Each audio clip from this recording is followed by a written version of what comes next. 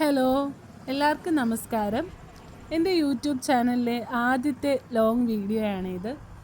നമ്മുടെ വീടിൻ്റെ തൊട്ടടുത്തുള്ള ഒരു സുബ്രഹ്മണ്യ സ്വാമി ക്ഷേത്രത്തിലെ എതിരേൽപ്പ് മഹോത്സവം എൻ്റെ വീടിൻ്റെ ഫ്രണ്ടിലൂടെയാണ് കടന്നു പോകുന്നത്. നമുക്കറിയാലോ, കേരളത്തിലെ മിക്ക ക്ഷേത്രങ്ങളിലും ഉത്സവങ്ങളും പൂരങ്ങളും വേലകളും ഒക്കെ നടക്കുന്നൊരു സമയമാണിത്.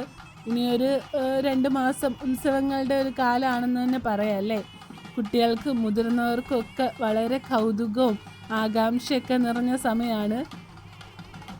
എതിരേൽപ്പിൻ്റെ ആദ്യം കുറച്ച് കാവടികളും അമ്മുംകുടവും അതുപോലെ ചെറിയൊരു ചെണ്ടമേളവും പിന്നെ കുറച്ച് വേഷങ്ങൾ, തെയ്യവും അല്ലാതെ ഭഗവാന്മാരുടെ കുറച്ച് വേഷങ്ങളൊക്കെ ആയിട്ടാണ് പോയത്.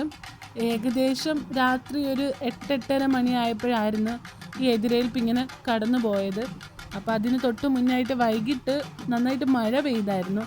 അപ്പം മൊത്തത്തിൽ അന്തരീക്ഷമാണെങ്കിലും റോഡാണെങ്കിലും എല്ലാം തണുത്ത് നല്ലൊരു പോസിറ്റീവ് വൈബോട് കൂടിയായിരുന്നു.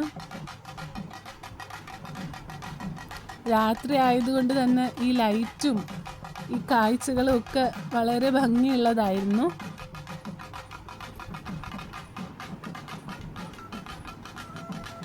തൊട്ടടുത്തായിട്ട് പല സ്ഥലങ്ങളിലും ഇവർക്ക് വെള്ളവും ബിസ്ക്കറ്റും ഒക്കെ അറേഞ്ച് ചെയ്തിട്ടുണ്ടായിരുന്നു. ഈ ചൂട് സമയത്താണ് ഉത്സവങ്ങളൊക്കെ കൂടുതലും നടക്കുന്നത്. അതുകൊണ്ട് തന്നെ ഇങ്ങനത്തെ ഈ വേഷമൊക്കെ കെട്ടി, അറിയാലോ, അവരും മനുഷ്യന്മാരാണ്, അവരുടെ തൊഴിലിൻ്റെ ഭാഗമായിട്ടാണ് ചെയ്യുന്നത്.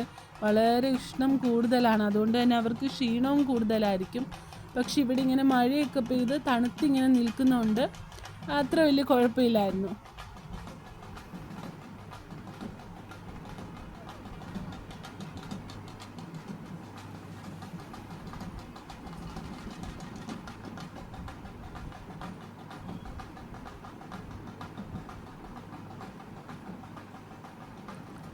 ഈ രൂപങ്ങളുടെയൊക്കെ തൊട്ട് പുറകിലായിട്ടായിരുന്നു ചെറിയൊരു ചെണ്ടമേളം കൂടെ ഉണ്ടായിരുന്നു. അതിൻ്റെ തൊട്ട് പുറകിലായിരുന്നു താലപ്പൊലി. അത് കഴിഞ്ഞിട്ടായിരുന്നു ഭഗവാൻ ജീവതയിൽ എഴുന്നള്ളുന്നത്. നമ്മുടെ ഓണാട്ടുകര ഈ പ്രദേശത്ത് ജീവതയിലുള്ള എഴുന്നള്ളത്തുണ്ട്. അതുപോലെ തന്നെ ചില ക്ഷേത്രങ്ങളിൽ ആനപ്പുറത്തും ഭഗവാന്മാരെ എഴുന്നള്ളിക്കും.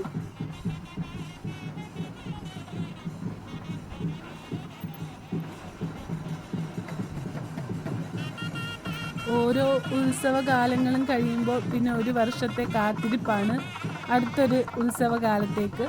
സത്യം പറഞ്ഞാൽ ഈ ഉത്സവങ്ങൾ, ആഘോഷങ്ങൾ എന്നൊക്കെ പറയുന്നത് എല്ലാ മനുഷ്യന്മാരും വീണ്ടും ഒരുമിച്ച് അല്ലേ, ഒത്തൊരുമിച്ച് കാണുകയും സംസാരിക്കുകയും വിശേഷങ്ങൾ പങ്കിടുകയും ഒരേ മനസ്സോടുകൂടി ആ ക്ഷേത്രത്തിലെ എവിടുത്തെയാണോ ആ ഒരു ആഘോഷം നല്ല ഭംഗിയായിട്ട് അവസാനിപ്പിക്കാൻ ശ്രമിക്കുന്നൊരു കാര്യം കൂടിയാണ്. അപ്പം മനുഷ്യന്മാരുടെ ഒരു ഒത്തൊരുമയുടെ സമയം കൂടെ ആയിട്ട് നമുക്ക് പറയാൻ പറ്റും അല്ലേ. ഇന്നത്തെ കാലത്ത് ഒരുപാട് തിരക്കുകളാണ്. അപ്പം അതെല്ലാം മറന്ന് സന്തോഷത്തോടെ ആ പ്രദേശത്തുള്ള എല്ലാവർക്കും ഒത്തൊരുമിച്ച് കൂടാൻ കൂടെ പറ്റുന്നൊരു സമയമാണ്. ഇതാണ് താലപ്പൊലി എന്ന് പറഞ്ഞാൽ. സ്ത്രീകൾ നല്ല സെറ്റ് മുണ്ടും സെറ്റ് സാരിയോ നല്ല വസ്ത്രമൊക്കെ അണിഞ്ഞ് താലത്തിനകത്ത് പൂക്കളൊക്കെ ഇട്ട് ചിരാതോ കുഞ്ഞു വിളക്കോ കത്തിച്ച് ഇങ്ങനെ നടന്നു പോകുന്നതിനെയാണ് ഇവിടങ്ങളിൽ താലപ്പൊലി എന്ന് പറയുന്നത്. ഈ താലപ്പൊലിയുടെ തൊട്ട് പിറകിലാണ് ചെണ്ടമേളം. അതിൻ്റെ പുറകിലായിട്ടാണ് ഭഗവാൻ ജീവതയിൽ എഴുന്നള്ളുന്നത്. അപ്പം നമുക്ക് അതിൻ്റെ കാഴ്ചകളൊക്കെ ഒന്ന് കണ്ടു നോക്കാം.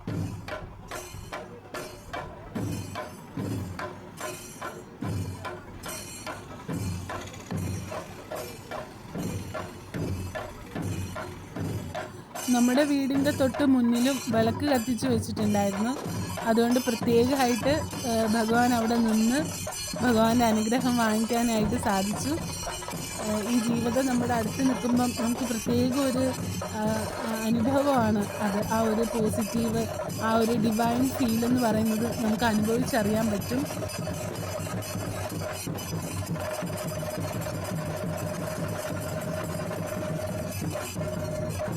കർപ്പൂരമൊക്കെ ഉഴിഞ്ഞ് അനുഗ്രഹം വാങ്ങിച്ച് ദക്ഷിണ കൊടുത്തു.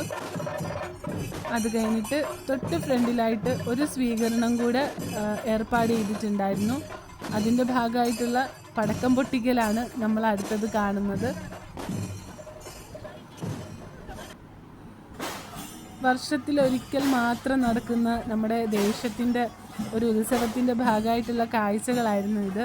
എല്ലാവർക്കും ഇഷ്ടപ്പെട്ടെന്ന് വിചാരിക്കുന്നു. ഇഷ്ടപ്പെട്ടാൽ എന്നെ സപ്പോർട്ട് ചെയ്യണം. താങ്ക്